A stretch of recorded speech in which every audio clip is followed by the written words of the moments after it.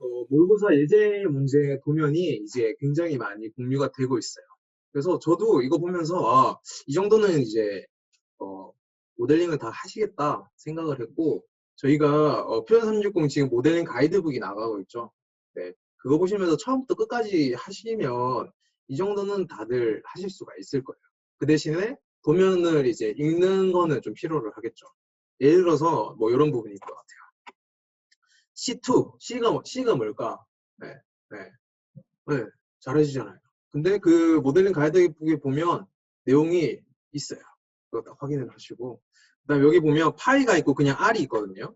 네, 이런 것도 많이 헷갈려들 하시는데 헷갈리면 안 되겠죠. 파이 같은 경우에는 지름을 말하는 거고 R은 반지름. 네.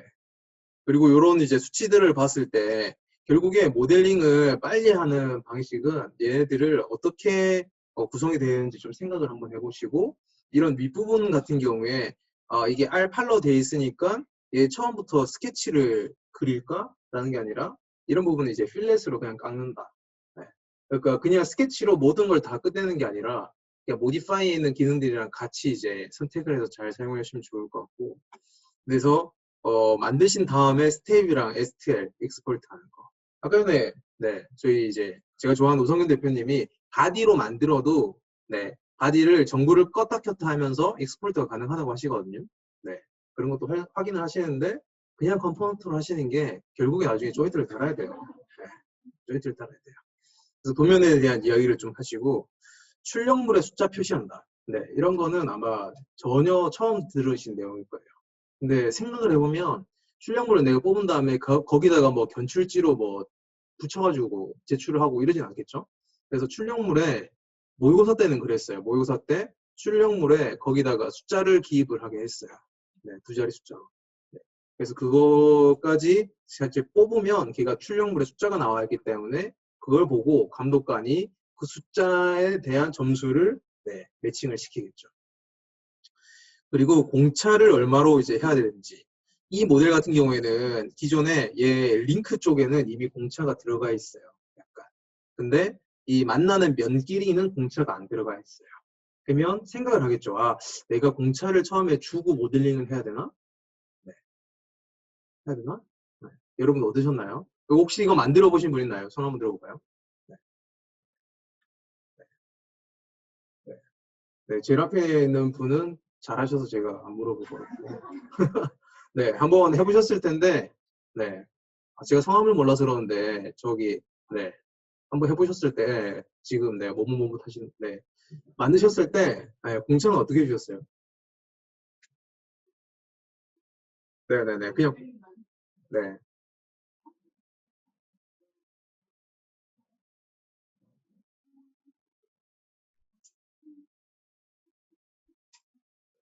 네네.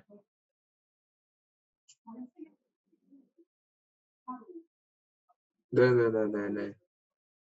지금 이제, 그럼 제가 이제 여쭤본 목적은, 공차를 이제 여기다가 주셨을 거 아니에요? 어떤 부분을 뭐, 공차를 줘서 기존에 있는 이 이제 도면에 나온 수치가 아니라 다른 수치를 넣어주셨나요? 아니면 표현 360에는 프레스풀이라는 걸 사용하셨나요?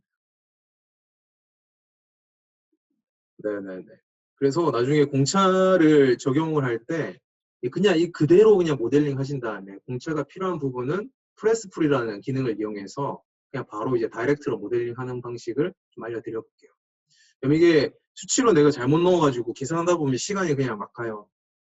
그러니까 처음에 그냥 그대로 모델링 하시고 연결이 되는 부분 중에서 이 수치적으로 내가 좀 수정을 해야 되겠다. 그럼 그때는 이제 다이렉트 모델링 방식인 프레스풀 기능을 사용하시면 돼요. 네, 그것도 같이 한번 드릴 거고 출력 방향 설정하는 게 또 중요한 포인트가 될 수가 있어요. 그래서 제가 이제 신도리코 프린터로 테스트를 했을 때 출력 이제 방향에 따라서 시간이 10분에서 20분 정도 차이가 나더라고요. 그리고 서포트가 최소한으로 달려야 아무래도 이제 출력 시간이 줄어들겠죠. 그런 것도 여러분들이 한번 해보시고 이 출력 방향을 설정할 때 퓨전에서 해석가도 돼요. 근데 퓨전에서 해석하는 것도 있지만 뭐 가서 거기 슬라이스해서 직접 하셔도 되죠. 근데 안에가 만약에 부품이 조립이 되는 형상이라고 했을 때 조립이 되는 게 그 안에 있는 것도 제대로 잘 나와야 되잖아요. 그랬을 때 얘를 제대로 세우려고 했을 때는 퓨전에 있는 이제 무브 기능이라든지 얼라인 기능을 사용해서 작업하시는 게 좀 더 편하지 않을까라고 생각이 듭니다.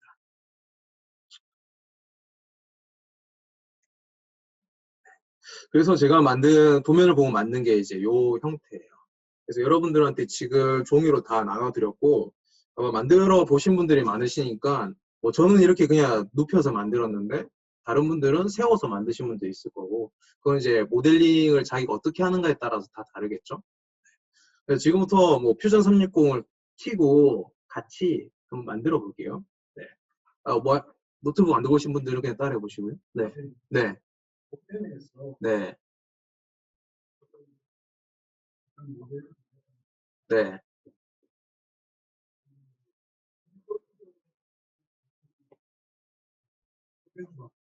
네네, 보면. 네. 제일 왼쪽에 직선 내려오다가 이제 사진 네. 그 부분에 대한 수치가 보면 나타나지 않아요. 여기 말씀이신가요? 네. 여기? 네. 그 부분을 직접으로 해가지고 네. 저기 12에다가 맞춰서 하긴 했는데 네. 저 도면에서는 네, 근데 이것만 봤을 때는 그런데 이 옆에 거랑 같이 봤을 때 이 선이 여기가 꺾인다라고 명확하게 나와 있기 때문에 네, 여기는 12mm로 떨어진 만큼에서 꺾인다라고 보시면 돼요. 그걸 보고 네. 네네네.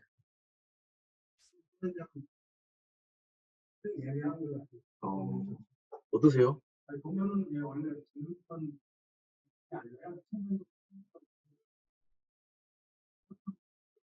네. 어떠세요, 과장님?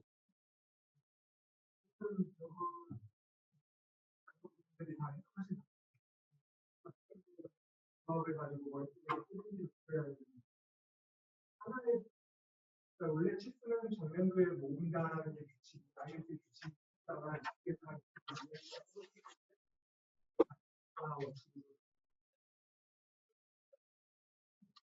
그래서 도면 많이 보고 가시는 게 좋을 것 같아요. 근데 수준은 제 생각에는 이거에서 많이 벗어나지 않을 것 같습니다. 저 바람은 좀 많이 어려졌으면 좋겠어요. 전 이번 시험 신청을 못했거든요.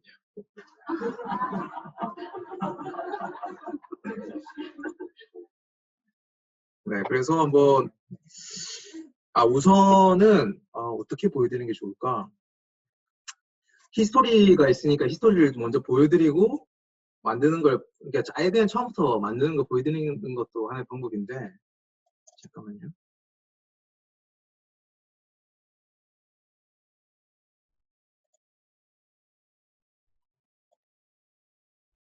네, 퓨전360 히스토리가 있으니까 지금 히스토리를 보면 어떤 방식으로 이제 어떻게 만들었는지 대충 이제 아실 수는 있거든요. 처음에 보면 제가 퓨전 히스토리를 적극 활용을 해보도록 하겠습니다. 그래서 우선 제가 파트를 먼저 하나 만들어요. 그러니까 퓨전에 보면 디자인에서 이 디자인에 보면 뉴 컴포넌트라는 부분이 있죠. 네. 퓨전 360에서 첫 번째로 이제 뭔가를 만들 때 해야 되는 게 뉴 컴포넌트를 만드셔야 돼요. 컴포넌트랑 바디의 차이점은 네, 좀 이따 제가 설명을 드릴 건데 걔네들은 바디 같은 경우에는 이 원점에 묶였기 때문에 얘를 바디를 클릭을 하고 내가 움직인다고 했을 때 바디가 움직여지지 않아요.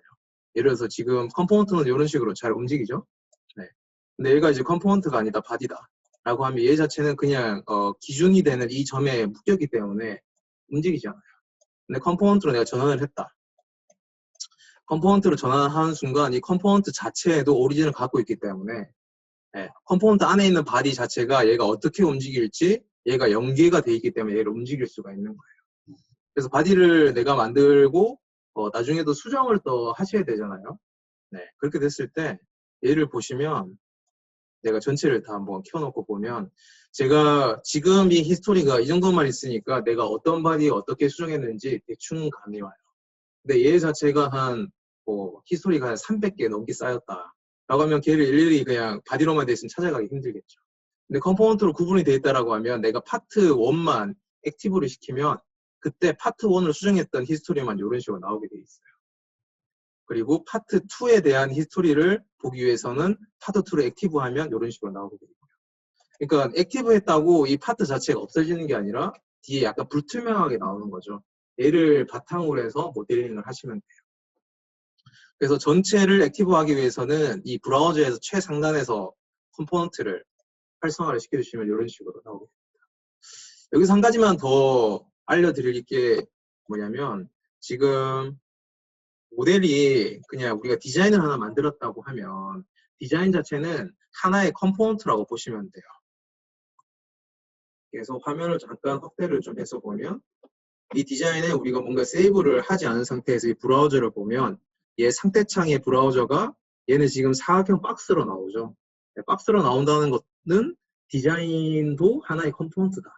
그렇기 때문에 우리가 나중에 뭐 인서트, 뭐 커런트 디자인 이런 식으로 해서 우리가 다른 디자인을 다른 디자인으로 또 삽입을 할 수가 있죠. 네. 이 상태에서 우리가 한 가지 테스트를 해봐야 되는 게 그러면 컴포넌트 안에 우리가 컴포넌트를 넣었을 때 어떻게 되는지 보셔야 돼요. 그래서 내가 아까 전에는 컴포넌트를 안 만들었었는데 이제 컴포넌트를 만들었다 라고 하면 이 컴포넌트 브라우저에 있는 이 사각형 박스 자체가 테트리스 모양으로 바뀌어요. 네. 이거는 이제 뭘 의미를 할까요? 컴포넌트 안에 컴포넌트가 존재한다. 네, 이렇게 봐주시면 돼요. 그래서 이런 이제 컴포넌트가 하나가 있을 때는 네, 그냥 바디만 있는 거예요, 정도로. 근데 여기 안에 내가 얘를 액티브를 시켜놓고 여기다가 추가로 컴포넌트를 내가 하나 넣는다 라고 하면 얘가 지금 테트리스 모양으로 바뀌죠. 네. 그러니까 여러분들도 이런 브라우저를 볼 때 여기 안에 이가 테트리스 모양이 있다 라고 하면 여기 안에는 컴포넌트가 추가로 더 있다라고 보시면 돼요. 그 다음에 내가 바디를 만들었는데 실수로 컴포넌트를 이제 빼먹고 만들었다. 아니면 바디를 내가 액티브를 여기 안에 있는 컴포넌트를 액티브 시켜놓고 만들어야 되는데 최상단에다 만들어놔서 내가 뭔가 이제 수정하는 데 어려움이 있다 라고 했을 때 만약에 내가 바디를 하나 만들면 바디를 실린더로 제가 하나 만들어 볼게요. 네. 실린더를 하나 만들고 네, OK를 눌렀어요. 그러면 얘는 지금 결합이 돼버렸네.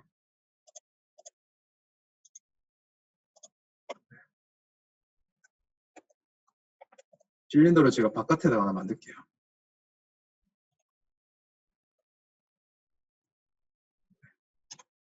그래서 제가 이렇게 바디를 바깥으로 이제 만들어 놨는데 얘를 내가 원하는 컴포넌트로 보낸다. 컴포넌트는 하나의 주머니라고 보시면 돼요. 그래서 주머니에다가 넣으려면 주머니 입구가 필요하겠죠. 근데 그 입구는 이 컴포넌트의 이름이에요. 네, 그래서 보통 보면 우리가 바디가 이런 식으로 들어가 있으니까 여기에다가 바디를 여기다가 이렇게 갖다 넣으려고 하는데 안 들어가요. 왜냐면 이 바디는 외부로 보여주는 이제 텍스트일 뿐인 거죠. 그래서 입구는 컴포넌트 이름이다. 그래서 얘를 이런 식으로 이렇게 보내면 바디가 이런 식으로 들어가요. 그래서 컴포넌트도 물론 얘 있는 컴포넌트 안에 컴포넌트를 들고 있으니까 얘 자체도 얘를 컴포넌트 2로 이렇게 옮기셔도 돼요. 네.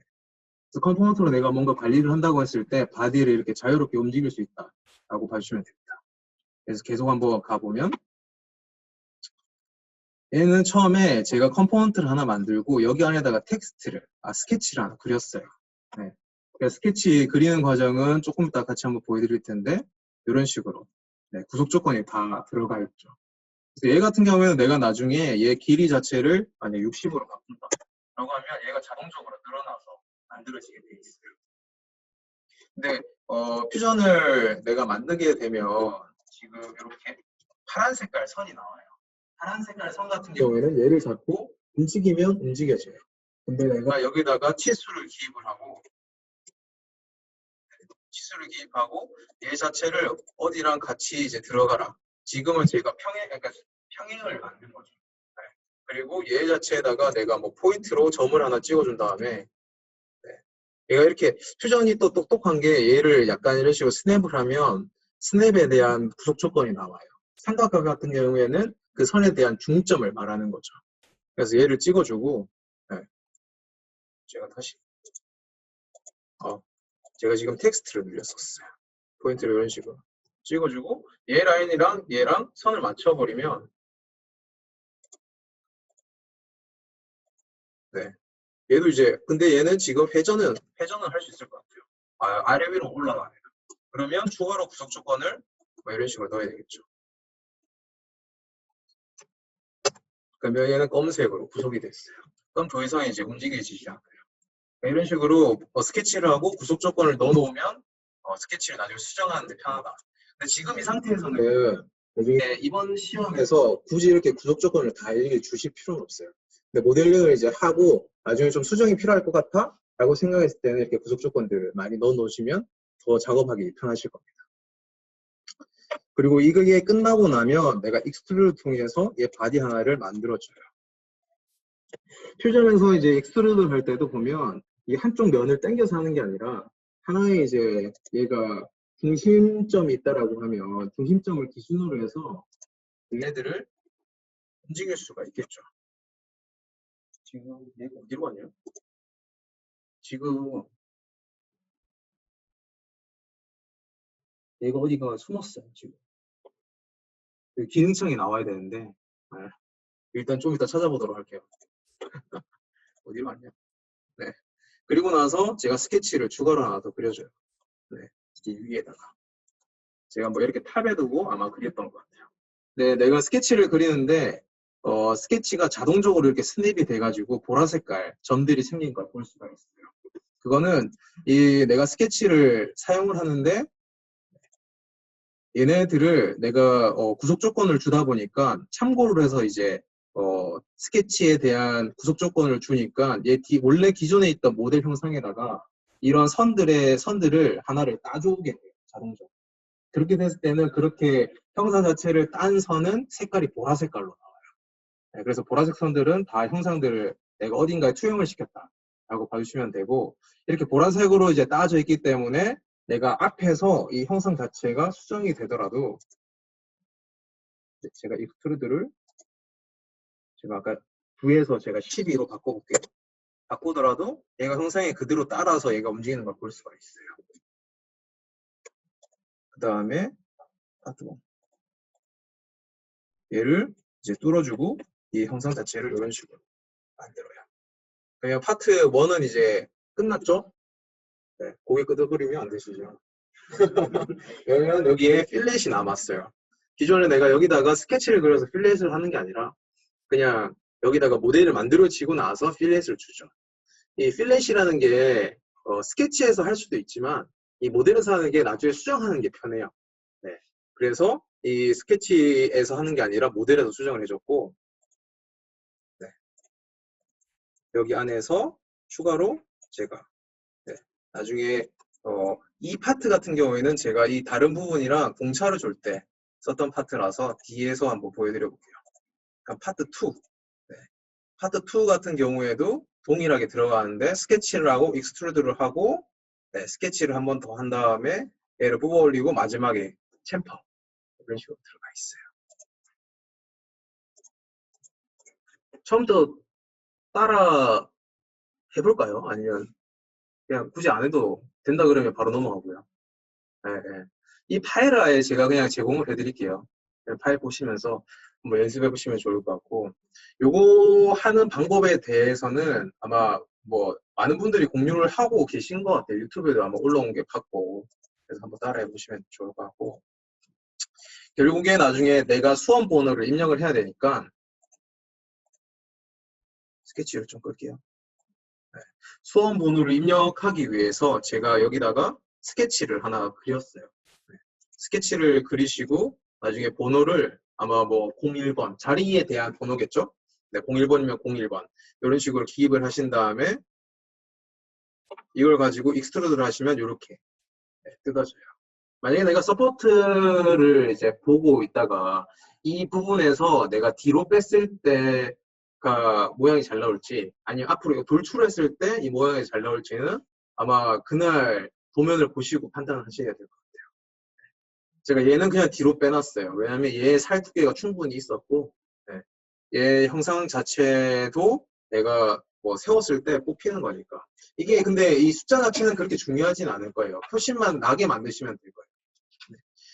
그리고 나서 제가 한 가지 했던 게 뭐냐면 세션 어널리시스를 줘서 얘를 단면을 이제 잘라봤죠.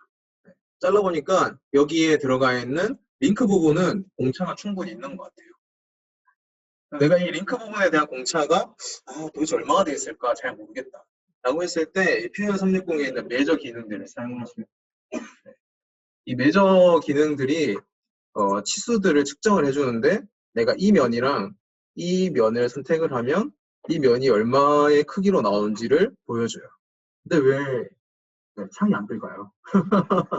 네, 잠깐만 있다가 한번 다시 해볼게요. 이 퓨전을 한번 껐다 키는 게 좋을 것 같아요. 그래서 창이 보여지고, 네. 그래서 얘 공차를 한번 보고 얘들을 공차를 어떻게 줄 건지 생각을 하게 되는 거죠. 네. 그래서 아까 제가 프레스풀 기능을 사용을 해라고 이야기 드렸잖아요. 둘 중에 하나예요. 내가 얘에 있는 면을 안으로 이제 압축을 시킬 건지 아니면 지금 이 바깥에 있는 이 면을 바깥으로 뺄 건지. 네. 저는 선택을 한 게 바깥에 있는 면을 뺐어요. 그래서 지금 프레스 풀 기능을 사용하면 내가 굳이 모델링 스케치를 변경 안 해도 얘 보면 모디파이에 보면 프레스 풀이라는 부분이 있습니다. 프레스 풀은 내가 모서리를 선택하면 필렛이 돼요. 네, 필렛이 되죠. 네, 왜냐하면 프레스 풀 같은 게 뭔가를 안으로 넣어주는 기능이기 때문에 면을 선택하면 이 면이 오프셋 플랜으로 나와요. 네, 그래서 이런 식으로 선택을 하게 되면 내가 뭐 안쪽으로 얼마를 밀 건지 아니면 바깥쪽으로 얼마를 밀 건지 선택이 가능하세요. 그러니까 나는 여기서 지금 마이너스 1mm로 했을 때 너무 넓다. 네. 아까 여기 측정을 했을 때 0.5mm가 나왔을 거예요. 그러면 여기도 그냥 마이너스 0.5로 넣어주면 내가 따로 이제 수치 변경 없이도 여기에 바로 모델링의 공차가 반영이 되죠. 그래서 이렇게 하시는 게 공차를 넣을 때는 제일 좋아요. 그리고 만약에 내가 지금 이 링크가 좀 애매하다, 불안하다 라고 하면 그냥 여기서도 얘 선택하시고 프레스풀 기능을 이용해서 얘를 이렇게 키워주시면 돼요. 네. 이렇게 키우면 안 되겠죠? 네. 워스트 케이스. 네. 근데 이런 식으로 근데 지금 공차 내가 이렇게 세션 어널리시스를 썼다는 거는 이 단면을 지금 분석을 하고 있는 거잖아요. 그래서 꼭 이렇게 공차를 볼 때는 이 세션 어널리시스를 킨 다음에 봐주시는 게 좋아요. 네. 그래서 얘 같은 경우에 지금 얘가 이제 뭉쳐져 있으면 3D 프린터 뽑았을 때 얘는 움직이지 않겠죠. 그러니까 꼭 한번 확인해 보시고. 그리고 세션 어널리시스 같은 경우에는 여기서 이 브라우저에 이런 식으로 나와 있어요. 그래서 내가 뭐 원하는 대로 껐다 켰다 할 수 있으니까 이렇게 하나 만들어 놓고 쓰시면 됩니다. 세션 어널리시스 쓰실 때는 내가 원하는 한 면을 선택을 해주시고 이런 식으로 잘라서 보이게 되시거든요. 네. 이런 식으로 나오겠죠. 그리고 제가 요거 다음에는 조인트를 이제 달아주는데 여기서 제가 조인트를 여기 앞에다가 미리 달고 시작을 하긴 했네요. 왜냐면 얘를 실제적으로 움직여보면서 어떻게 들어가는지 한번 보려고 했던 것 같아요. 그래서 지금 어셈블리가 안 돼 있는 상태로 제가 롤백을 해서 진행을 한번 해볼게요. 제가 처음에 저는 모델링을 할 때부터 얘 자체를 만들 때 그냥 중심 오리진을 여기로 두고 만들었어요. 네. 그래서 어떤 이제 중심축을 어디로 가져갈지도 중요해요. 왜냐면 그걸 한번 세팅을 잘 해놓으면 뭐 모델을 옮길 필요도 없고 거기 상태에서 그대로 이제 할 수가 있으니까요. 이 상태에서 지금 파트로 이렇게 나눠져 있다는 거는 내가 자유롭게 모델을 이렇게 왔다 갔다 할 수가 있어요. 그래서 만약에 내가 컴포넌트를 이렇게 옮겼다 라고 했을 때 여기 보면 위에 포지션에 보면 이 캡처 포지션이 있고 여기 보면 리벌트라는 부분이 있어요.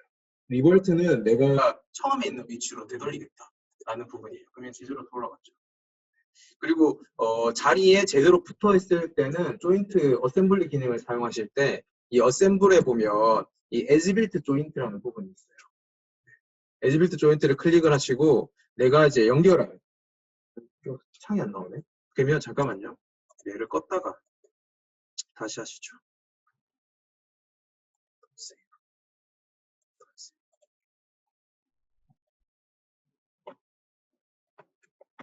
여러분들도 이렇게 뭐 창이 안 나온다. 껐다가 다시 켜서 사용을 하세요.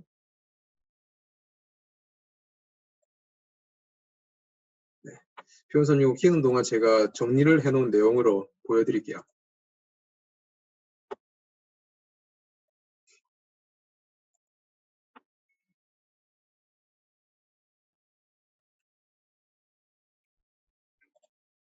네, 이제 다시 켜지고 있을 거예요. 그래서 첫 번째로 이제 내가 바디들을 다 만들었다 라고 하면 이제 익스포트가 필요하겠죠. 네, 익스포트 같은 경우에는 브라우저에서 컴포넌트로 만드셨다라고 하면 컴포넌트 오른쪽 클릭하시면 거기에 익스포트라는 부분이 있어요. 익스포트를 해서 그러니까 스텝 파일로 네, 익스포트를 하시고 그다음에 save as STL은 네, 그 나중에 프린트를 위해서 STL로 저장을 하시면 돼요. 그래서 각 파트마다 두 개의 모델이 필요하겠죠. 그래서 첫 번째로 익스포트를 누르게 되면 이런 식으로 나와요. 그러면 내가 내 하드에다가 일단 저장을 한번 해야 되겠죠. 그래서 바깥에 바탕화면에다가 폴더 하나 만들어 두시고 거기다가 이제 파일들을 다 저장을 하면 돼요. 그래서 익스포트를 눌려서 저장을 하면 되고 여기서 또 한 가지 할 게 지금 개인 PC 들고 하시는 분들은 이 온라인에다가 저장을 하면 안 된다고 이야기 드렸잖아요. 그래서 조금 진행을 하다가 파트 어느 정도 만들었다. 퓨전이 방금처럼 저처럼 이렇게 기능이 갑자기 안 될 수도 있으니까 그때는 미리 F3D로 저장을 해놨다가 네, 사용을 하시고 최종적으로 모델을 사용을 하고 그러니까 최종적으로 모델을 사용하는 것만 남겨놓고 나중에는 다 지우시면 돼요. 결국에 제출하는 거는 F3D 파일이 아니에요. 네. 그러니까 스텝 파일이랑 STL만 제출하신다. 그리고 STL로 저장을 할 때는 그냥 파트를 저장하고 이런 식으로 어떤 파트를 저장할지 클릭을 하고 바로 선택을 하시면 저장이 돼요. 네. 저장이 되고 지금 원래 퓨전 360 같은 경우에 3D 프린터로 바로 보낼 수 있는 기능이 있어요. 근데 그 기능을 쓰지 말라고 공단에서 해놨어요. 혹시나 이제 다른 오류가 있을 수도 있기 때문에. 그래서 STL로 무조건 저장을 하셔야 됩니다. 그리고 다음 거 보면 약간의 이제 텍스트를 넣는 거 같은 경우에는 스케치 하시고 평면 선택하신 다음에 텍스트로 글자를 입력을 하세요. 근데 글자라는 게 숫자도 포함이 되겠죠. 그래서 포함된 숫자로 이제 하시면 되고 퓨전 360에서 텍스트를 여러 가지 글꼴로 지원을 해드리고 있어요. 근데 시험 치러 가셨으니까 그냥 기본으로 제공되는 글꼴로 넣으세요. 프린터로 해도 그렇게 티도 안 나는 것 같아요. 네, 이런 식으로 하시고 아까 프레스풀, 공차 넣는 거를 알려드렸는데 제일 중요할 것 같아요. 그래서 여러분들이 다양한 모델링 도면을 좀 따라 해보신 다음에 이 공차 넣는 거는 꼭 한번 해보세요. 그래서 인스펙트 들어가셔가지고 세션 어널리시스를 이렇게 일단 단면도로 끊은 다음에 내가 어디가 지금 공차가 없는지 확인하시고 공차를 프레스풀 기능으로 넣으셔라. 네, 꼭 기억해 주시고 네, 그다음에 방금 보여드렸던 게 요거예요. 그래서 내가 공차가 이제 없는 부분에다 공차를 주기 위해서 면을 선택을 했고 바깥으로 마이너스 5mm를 밀었기 때문에 여기가 공차가 생긴 거예요. 근데 여기서 지금 이 안에 있는 파트 2에 있는 이 부분을 선택하고 안으로 넣으려고 하면 이 적용이 안 되실 거예요. 그랬을 때 따로따로 해야 되거든요. 그것보다는 그냥 바깥에 있는 거를 두 개를 한꺼번에 선택하고 내보내는 게 더 간편하시겠죠.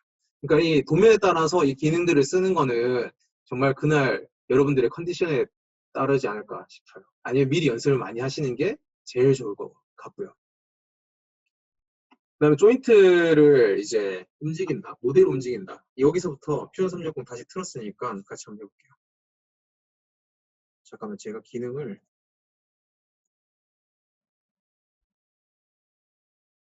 이제 나오네요. 오케이.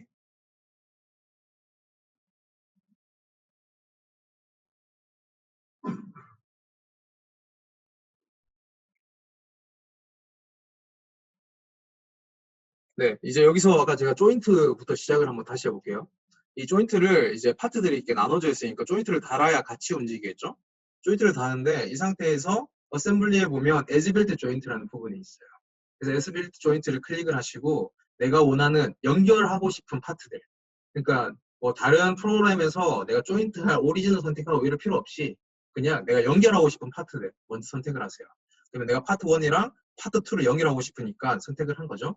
지금은 이 타입 자체가 리지드로 되어 있기 때문에 방금 애니메이션을 해보면 이런 식으로 우리는 나는 이제 이렇게 결합되어 있어 이렇게 막 이렇게 떨어져요. 근데 얘 자체를 이제 회전으로 레볼루트로 돌리겠다라고 하면 레볼루트 조인트를 선택을 하시면 돼요. 레볼루트 조인트라는 거는 내가 이런 이 각각이 갖고 있는 이 파트들의 오리진들 중에서 이 두 개의 이제 회전을 할 수 있는 축을 하나로 묶은 다음에 나머지는 다 고정을 시켜놨어요. 그렇게 되면 얘네들은 요 축으로만 이렇게 돌리겠죠? 그러면 추가적으로 우리가 컴퓨터한테 정보를 하나 더 줘야 돼요. 어떤 축을 기준으로 해서 돌 건지. 그래서 여기서 포지션을 이런 식으로 선택을 하게 됩니다.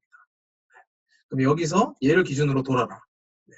근데 지금 이 퓨전 애니메이션, 퓨전 조인트를 달았을 때 애니메이트 같은 경우에는 그냥 형상이 어떻게 움직이는지를 보여줘요. 그래서 여러분들이 다른 조인트랑 연결을 됐을 때 도는 거는 또 다른 식으로 돌 수도 있어요. 그래서 일단 OK를 클릭하시면 여기 조인트가 하나 달리겠죠. 기존에 우리가 아까 전에 파트를 하나 잡고 움직였을 때 걔네들은 따로따로 떨어져서 움직였어요. 근데 이제 조인트를 묶어놨기 때문에 얘를 잡고 움직이면 그냥 한 번에 같이 움직여요. 근데 여기서 또 우리가 하나 생각을 해야 되는 게 나는 안에 있는 것만 움직이고 싶은 거잖아요. 그랬을 때 이 파트들 중에서 둘 중에 하나를 그라운드에다가 묶어줘야 돼요. 그래서 하는 작업이 이 파트들 중에 하나를 파트 1을 바깥에다 묶거나 그럼 얘를 오른쪽 버튼을 한번 클릭하시면 여기에 그라운드라는 게 생겨요. 네, 그라운드라는 게 있죠. 그러니까 퓨전도 다 컴퓨터에서 다 뒤에서는 코딩으로 다 누군가가 작업을 하고 있다고 보시면 되고 그라운드라고 묶어줬던 바디는 이 바깥에 있는 바탕 화면이랑 이 지금 선택한 파트랑 이 픽스드 조인트로 묶었다라고 보시면 돼요. 근데 우리가 지금 바깥에다가 이렇게 돌아다니는 물체가 없으니까 얘를 픽스드 조인트를 쓸 수가 없잖아요. 그래서 그라운드라는 이 옵션을 통해서 이렇게 묶어주실 수가 있어요. 그래서 얘를 묶으면 여기에 핀셋 모양이 하나가 생길 거예요. 이런 핀셋이 하나가 있죠. 이런 이제 파트들을 내가 다른 사람이 만든 거 들고 왔는데 내가 바디를 움직이려고 하는데 안 움직여. 그랬을 때는 이 핀셋이 박혀 있는지 한번 보셔야 돼요. 그러고 나서 내가 파트를 이런 식으로 움직이면 얘는 이런 식으로 움직여져요. 잘 움직여지죠? 네. 움직여지죠? 이런 식으로 움직이면 돼요.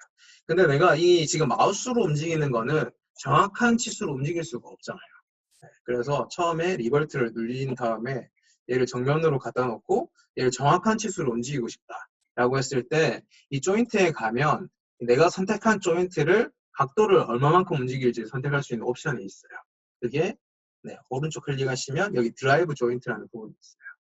얘를 선택을 하고 얘를 움직이면 얘가 정확한 치수로 얘를 움직일 수가 있겠죠. 그럼 나는 정확하게 90도만큼 돌리겠다. 라고 하면 90도를 돌려놓고 OK라면 얘가 이렇게 돌아가요. 근데 이 상태에서도 내가 캡처 포지션에다가 캡처 포지션을 눌려줘야 얘 상태가 저장이 되거든요. 아니면 얘가 다시 돌아가게 되겠죠. 근데 저장한 것도 이렇게 히스토리에 남아요. 만약에 내가 히스토리를 오른쪽 클릭하고 얘를 지웠다. 그럼 자기 제자리로 돌아가겠죠. 모델이 사라진 게 아닙니다. 네, 돌려보면 다 있어요. 네.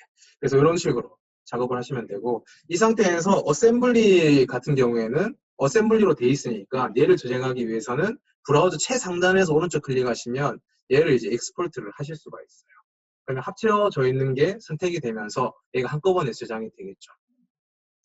그리고 STL 파일로 저장을 해서 G코드로 넘어가서 거기서 이제 슬라이스 소프트웨어에서 오픈을 해서 이 STL 파일을 불러오셔야 되겠죠.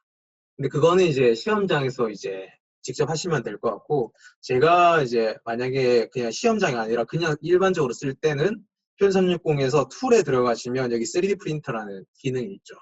네, 3D 프린터라는 기능으로 들어가셔서 내가 자주 사용하는 슬라이싱 소프트웨어 어플리케이션 확장자 EXE 확장자를 찾으셔가지고 얘를 연결을 해놓으면 네, 퓨전360에서 굳이 STL로 저장을 하고 넘기는 게 아니라 그러니까 이 상태에서 OK 버튼 클릭하시면 바로 그 슬라이스 소프트웨어가 떠요. 네. 그럼 얘는 이런 식으로 지금 저는 3D웍스에서 작업을 하니까 이런 식으로 작업이 되게 되네요. 네, 이런 식으로 떠 있겠죠. 그러면 이 상태에서 내가 Q라면 뭐 얼마 몇 시간인지 바로 뜰 거예요. 네, 3D웍스 같은 경우에는 얘의 레이어 뷰어를 클릭하면 얘 시간이 얼마인지 뜨게 돼 있어요. 네, 여기에 44분이라고 떠 있거든요. 네, 잘 안 보이죠? 네, 약간 지금 흰색으로 가려 있는데 44분 이런 식으로 떠 있어요. 근데 이 상태로 내가 만약에 출력을 했다. 네, 그러면 네, 다시 시험을 쳐야 되겠죠? 그러니까 여기서 이제 뭐 보내기 전에 네, 한번 여기서 공차가 어떻게 되는지 단면으로 아까 잘라본 거예요. 아, 잘라보고 실수했구나. 근데 이제 문제가 뭐냐면 1시간 안에 이 작업을 다 끝내셔야 돼요. 몰레딩 쪽에서는. 네. 그 다음 2시간에서는 그때 모의고사 칠 때도 모델을 수정하거나 이런 건 안 되게 감독들이 막았어요. 그러니까 꼭 1시간 동안 요거를 다 해주셔야 된다. 그래서 공차를 주고 적용한 파일을 제가 이제 다시 불러서 이제 모델을 이제 그러니까 내가 갖고 있는 컴퓨터를 이제 3D 프린터를 세팅을 하고 출력까지 이제 하게 됩니다. 이 상태에서 제가 좀 추가로 보여드릴게.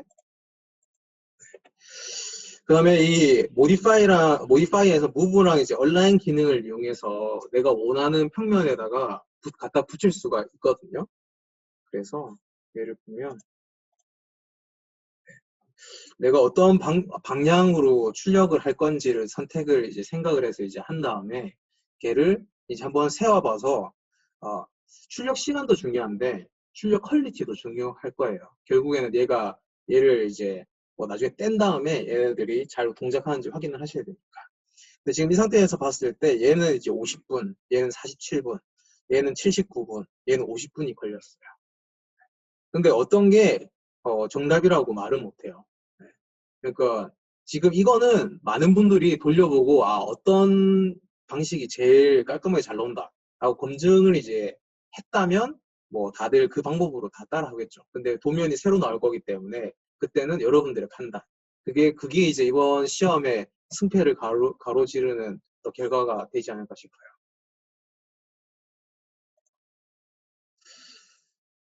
그러면 여기서 모델을 제가 움직이는 걸 같이 보여드릴 건데, 만약에 내가 이 파트 자체를 이제 이렇게 구속 조건을 걸어놓으면 얘는 움직일 수가 없다고 이야기 드렸잖아요.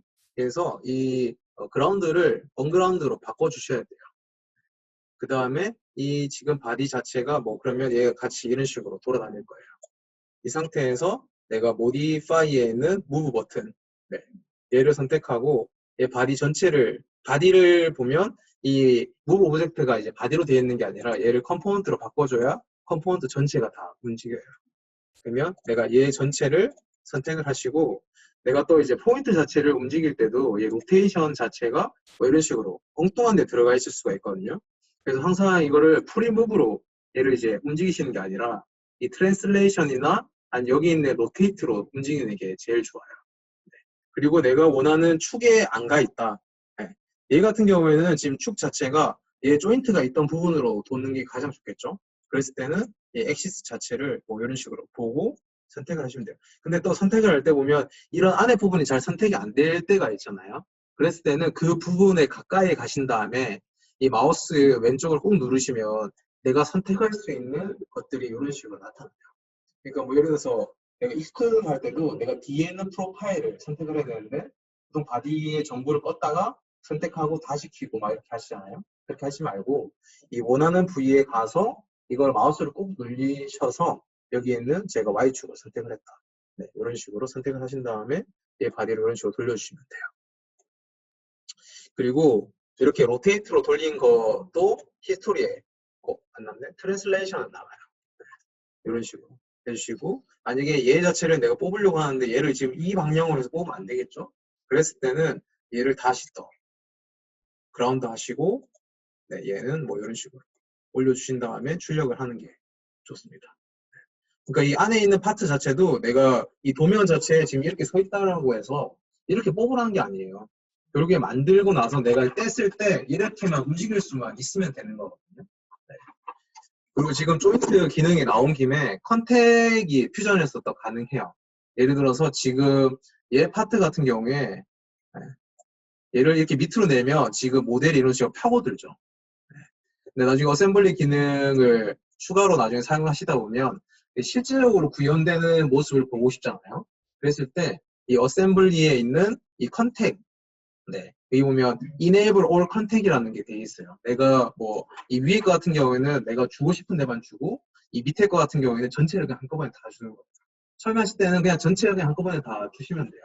얘를 선택해 놓으면 이제 여기에 컨택이 all이라고 생기면서 얘 자체가 이제 더 이상 밑으로 안 내려가요. 더 이상 안 내려가죠.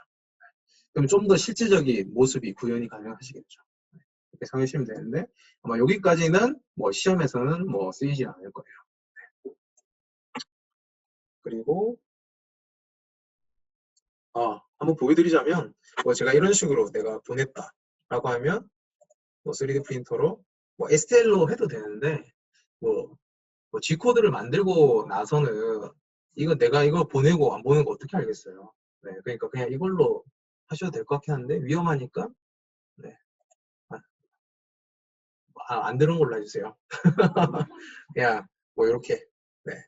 하시고 나서 얘를 한번 다시 네, 제가 슬라이싱을 걸어보면 네.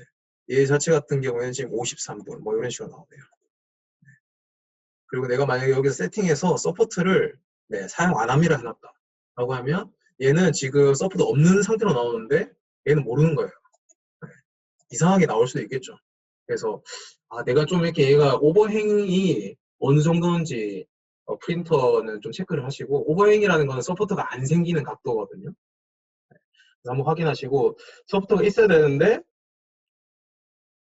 서포트가 있어야 되는데 없다라고 했으면 밑에 이렇게 SATA가 얘가 뭐 이상하게 막 늘어지거나 뭐 그럴 수도 있으니까 꼭 서포트는 한번 확인해 보시고 얘 서포트를 적용했을 때 시간은 얼마나 걸리는지 얘 서포트가 없어도 만들어지긴 하겠네요. 네, 얘가 이 위쪽으로 이제 들어 올라오기 때문에 괜찮을 것 같긴 하네요. 여기가 좀 걱정되긴 하는데 네, 그렇다고 해서 여기다가 필렛을 줄 수는 없을 것 같아요.